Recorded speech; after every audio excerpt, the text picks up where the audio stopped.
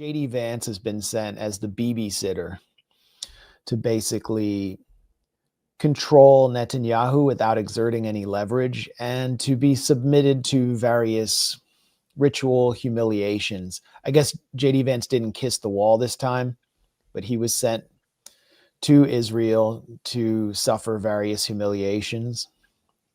And this is after Trump's signature 2025 peace initiative, which was intended to get him the Nobel Prize, and I think will go pretty much nowhere. As I explained in a mono we have up at the Grayzone's YouTube channel and all our social media channels, Israel has been violating the ceasefire flagrantly, throwing it in Trump's face, starting with false claims that Al-Qassam Brigade's battalion attacked Israeli troops in Rafah, which is a completely depopulated, destroyed area in which the Al-Qassam Brigades and Hamas actually has no presence because Israel's occupying it. They use that as the pretext to bomb Gaza City, killing scores of people. And they have continued to kill people inside the Gaza Strip. And we've seen how many times Israel's violated the ceasefire in Lebanon, over 1,000 times. And historically, Israel's violated virtually every ceasefire and armistice since 1949. So JD Vance is first sent to sort of manage this supposed peace initiative. And I think he was humiliated in various ways, starting with this press conference with Netanyahu. How Prime Minister Turkish security personnel to get inside Gaza? Well, I want to put it very clearly. You know, 1 week they say that Israel controls the United States. A week later they say the United States controls Israel. This is hogwash. We have a partnership, an alliance of partners who share common values and common goals. We can have discussions, we can have disagreements here and there, but on the whole, I have to say that in the past year we've had agreement, not only on goals, but how to reach them. And I think we're pursuing them successfully. We've been able to do two things. Put the knife at Hamas's throat. That was the military. So yeah, we're just partners. You can see what Netanyahu is doing. Like JD Vance is supposed to be representing the America First constituency, which is now wise to the fact that Israel has complete control over the Trump administration. And so he's convoluting the issue. Israel, 1 week they say we're the client state. The next week they say the U.S. is the client state. It's all crazy. We're just perfect partners. And JD Vance knows the reality, but he can't say anything. And so he's basically a prop for Netanyahu to flaunt the reality, where it's Netanyahu who's there to determine the relationship. And then as JD Vance is in Israel, the Knesset, which is under the control of religious nationalist Greater Israel elements, the real voice of Israeli society, of Jewish Israeli society, votes to annex the West Bank, which would formalize apartheid, something Israel would be proud to do. And JD Vance has to now grapple with the reality that Israel wants all the land.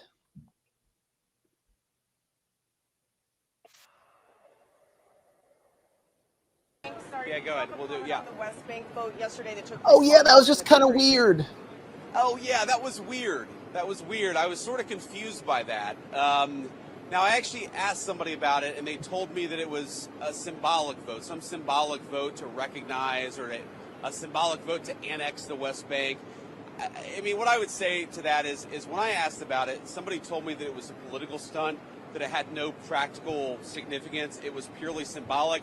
I mean, look, if it was a political stunt, it was a very stupid political stunt, and I personally take some insult to it. The West Bank is not going to be annexed by Israel. The policy of the Trump administration is that the West Bank will not be annexed by Israel. That will continue to be our policy. And if people want to take symbolic votes, they can do that. But we certainly weren't happy about it. Thank you. The policy of the Trump administration actually is that Israel can steal whatever West Bank land it wants. It just can't call it annexation. It's a distinction without a difference.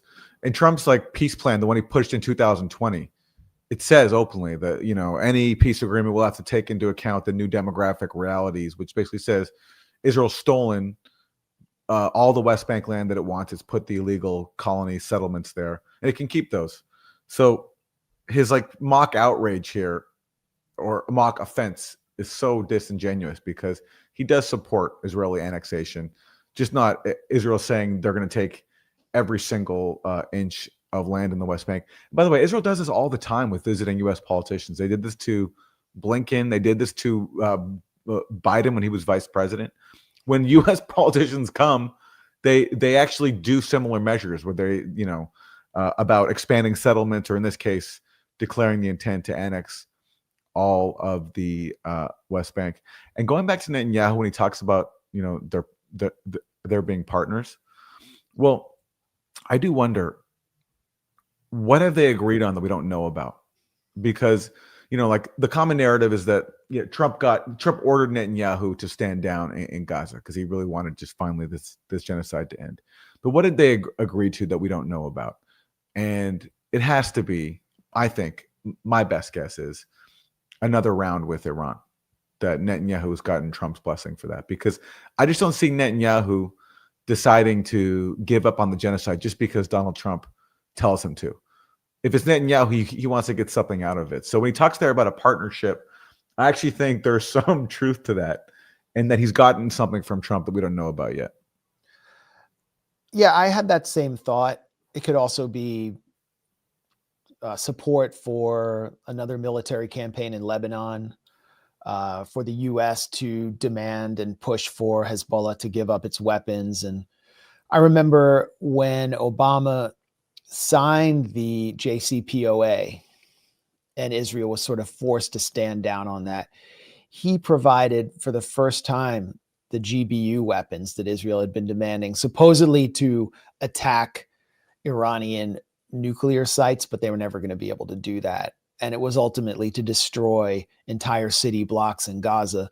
Obama provided Israel with GBUs, 2,000-pound, even larger bombs to mollify them.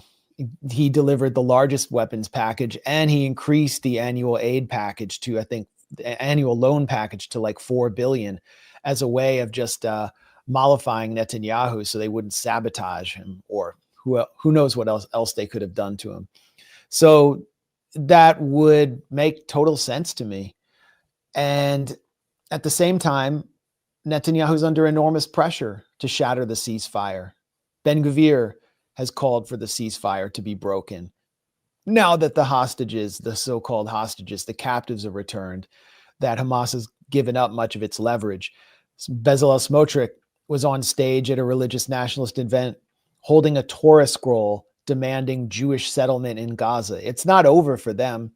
And Netanyahu has said explicitly in Hebrew, because that's where he often tells the truth, although he never gives interviews to Hebrew language interviewers, that not only Trump, but also Biden gave him all the weapons he needs to go back in and reignite the war if necessary. So as far as war with Iran goes, that's unclear to me, because Israel cannot extricate itself from another conflict with Iran without the U.S. directly participating. So Trump will have had to have committed U.S. involvement, and deeper U.S. involvement, because it's going to be a more violent and bloody war.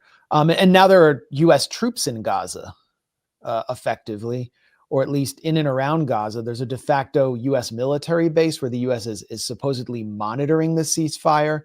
That's highly unusual. The U.S. is taking gradual steps towards the Gaza Riviera. That's what this looks like to me, under cover of monitoring and enforcing a ceasefire, which should be done with multinational troops.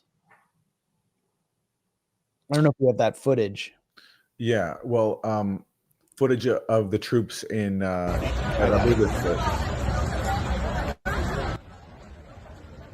so these are U.S. forces in Gaza. Yeah, and so Marco Rubio was sent as the next babysitter as soon as JD Vance leaves. And Marco Rubio was just there. Remember, he was he was kissing the wall. He was wearing a kippah at the wall.